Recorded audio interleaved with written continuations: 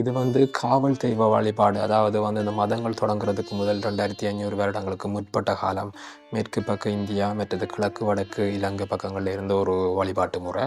அதாவது இந்த பஞ்சபூதங்கள் மற்றது சூரியன் இதுகள் வாயு அதுகளும் வழிபடுற முறை.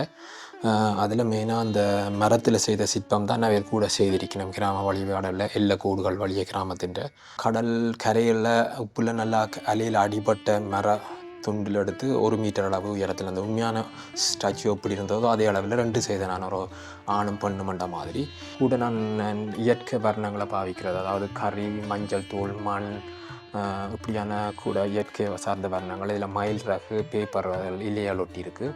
அது பெரிய ஒரு ஃபோமில் செய்த அக்ரிலிக் பெயிண்டிங் தான் இது. மற்றது வந்து இதில் இருக்கிற சின்ன சிற்பங்கள் வந்து அது வந்து நெல் வயல் காவல் தெய்வங்கள்னு சொல்லி நான் ஒரு 120 சிலைகள் செய்தேன். அது வந்து அந்த அது நெல் விதைச்சி அறுவடைக்கு வரைக்கும் 120 நாள். இப்போ அதை பேஸ் பண்ணி 120 சிற்பங்கள் செய்தது. அதுக்கு வந்து மண் வைக்கல் சிப்பி சோகி மற்றது கறி பாவிச்சு செய்த சிற்பங்கள். என்னோடது சிறுவயது காலங்கள் நாங்கள் வந்து அளவட்டி கிராமம் அப்போட வாழ்ந்த காலங்கள் வந்து மிக ஒரு காத்திரமான ஒரு என்ன சொல்கிறது ஒரு பயனுள்ள ஒரு ஹெல்த்தியான காலம். அளவட்டிக்குள்ளேயே எக்கச்சக்கமான கிராம தெய்வ வழிபாடுகள் இருந்தது. ஐயனார் வீரபத்திரர் வைரவர் என்று சொல்லி காளி. ஸோ அதுகளெல்லாம் நாங்கள் அம்மம்மாவிலேயே பூசை செய்கிற, அதாவது பெண்களே வந்து கலவியதுகளை வச்சு பூசை செய்கிற வழிபாட்டு முறைகள் எல்லாம் நேராக பார்த்தேன் நான். இப்போ அதெல்லாம் ஒரு அடித்தளமாக இருந்தது. கொண்டு பிள்ளையெல்லாம் வந்து தமிழர்கள் 18ஆம் நூற்றாண்டில் போய் இன்றைக்கும் அவையில் அந்த 18ஆம் நூற்றாண்டு காலங்களில் வாழ்ந்த மாதிரி தான் வாழினோம். அந்த காவல் தெய்வ வழிபாடுகள் கருப்பையன் எல்லாம் தமிழில் எழுதியிருக்கணும். ஆனால் அவைக்கு வாசிக்க தெரியாது. நான் அதை திருப்பி ஒரு ஆள் காப்பி பண்ணி எழுதியிருக்கேன் அந்த சின்ன சின்ன கோவில் வழியை.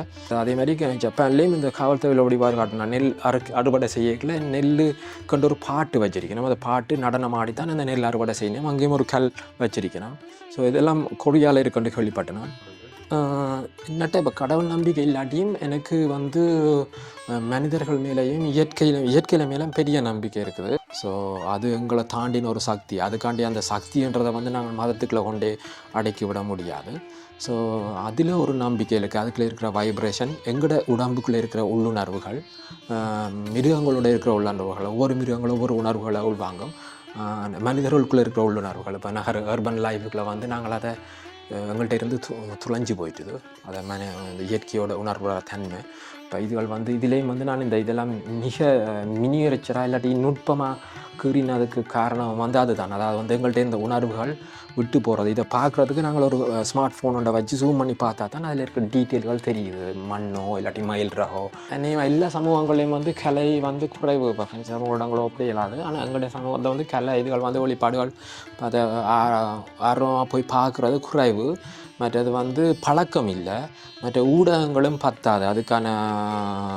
என்னடா இப்போ இதை தவிர எனக்கு மெயினாக இருக்கிற இன்கம் வந்து ஆர்ட் கிளாஸ் கொடுக்குறேன். அதில் ஒரு இன்கம் வருது. அதோட அந்த இன்டீரியர் டெக்கரேஷன் அதுகள் செய்கிறேன், வீடுகள் இல்லாட்டி ரெஸ்டாரண்ட்டுக்கு, அது ஒரு இன்கம். ஸோ அந்த வேலை இப்போ தமிழாக்கள்னு சொல்ல முடியாது. ஆனால் மாணவர்கள் படிப்பிக்கிறேன் அவ்வளோதானே. சார் அவங்க தொடர்ந்து செய்யணுமா வரையணுமான்றது தெரியாது. காலத்துக்கு பிறகு தான் தெரியும்.